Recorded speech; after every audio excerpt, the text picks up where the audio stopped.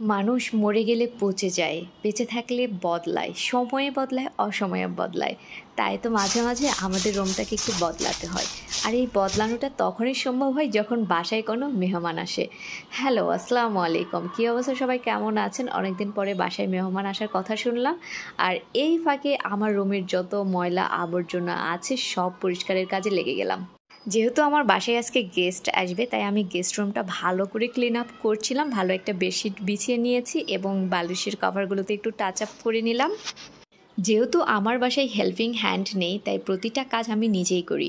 আসলে আমি নিজে কাজ করতে ভীষণ ভালোবাসি, কিন্তু যখন কাজের ব্যস্ততা থাকে, শুধু বাসার না, যখন অফিসের কাজেরও ব্যস্ততা থাকে, তখন কিন্তু আমরা সব দিকে নজর দিতে পারি না। সংসার সামলানো, জব সামলানো আমাদের মেয়েদের জন্য খুব কঠিন হয়ে পড়ে।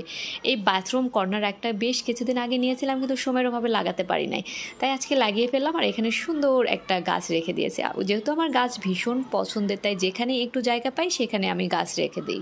গাছ যেহেতু সবার পছন্দ, আর বাসা যেরকমই হোক, যদি একটু গাছ থাকে তাহলে কিন্তু বাসার সৌন্দর্যটা বেড়ে যায়।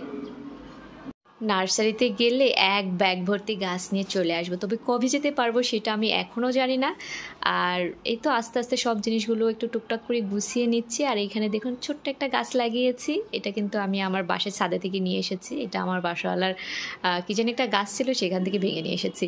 তো যাই হোক, এই তো মেয়েদের স্বভাব, যখন একটু আয়না দেখে তখনই শুরু হয়ে যায় ঢং। তারপর একটা পরেছি নতুন টপস, এটা কিন্তু আমার ছোটো বোন পাঠিয়েছে সেই সুদূর কোরিয়া থেকে। বাসায় গেস্ট এলে আসলে অনেক কাজ করতে হয়, যেহেতু সব কাজ আমি নিজে একা হাতে করি, আবার অফিসের কাজও করতে হয়। সো আমার জন্য খুবই হার্ড হয়ে যায়। যে দেখুন, আমি কিন্তু এখানে বসে কাজ করছিলাম, যখন শুনলাম গেস্ট আসবে দৌড়ে গিয়ে সব কিছু একদম তাড়াতাড়ি করে ক্লিন আপ করলাম। আর এখানে কিন্তু সবসময় আমি ওয়াটার পটও রেখে দিই, কারণ আমার প্রচুর ডিহাইড্রেশনের সমস্যা, সারাক্ষণ আমাকে পানি খেতে হয়। আর জানালাটা আমি মাঝে মাঝে ওপেন করে রাখি, কারণ বাইরের ভিউ দেখতে দেখতে কাজ করতে না অনেক ভালো লাগে আমার। তো এ তো কাজ করছিলাম, অফিসের কাজ করছিলাম, বাসার কাজ করছিলাম, এভাবেই কিন্তু আমার মানে সময় যাচ্ছে। এর মাঝে মনে হলো যে একটু ফিরনি রান্না করে রাখি, যেহেতু গেস্ট থাকবে একদিন। সো একটু ফিরনি রান্না করে রাখলে বাইরের খাবারগুলো অ্যাভয়েড করতে পারবো। আর এই যে কিচেনেও কিন্তু আমি একটু গাছ রেখে দিয়েছি। আগেই বলেছি আমি কিন্তু গাছ লাভার। আমি যেখানেই সময় মানে যেখানে একটু জায়গা পাই সেখানে কিন্তু গাছ লাগিয়ে রাখি। এই তো রাঁধুনির ফিরনি মিক্স, এটা কিন্তু আমার ভীষণ পছন্দের। আর এই ফিরনি মিক্সে সব কিছু দেওয়া থাকে। সো চট জলদি আমি একটা মিল্ক ভিটা কেটে নিলাম এবং এটা পাতিলে করে বসিয়ে দিব, কারণ এই ফিরনি মিক্সে কিন্তু কোনো ঝামেলা থাকে না। দামটা নেয় 75 টাকা, কিন্তু খুব ইজিলি এটা করা যায়। আমি যেহেতু ডায়েট এবং এক্সারসাইজ শুরু করে দিয়েছি, কারণ ওয়েটটা বেড়ে গিয়েছিল, তাই আমি সুগার একদমই অ্যাভয়েড করি। আর এখন যে ফিরনিটা বানাচ্ছি, যদিও আমি জানি না খাবো কি না, বাট যদি খেতে ইচ্ছা করে একটু খাবো, আর বাকিটা আমার গেস্টের জন্য।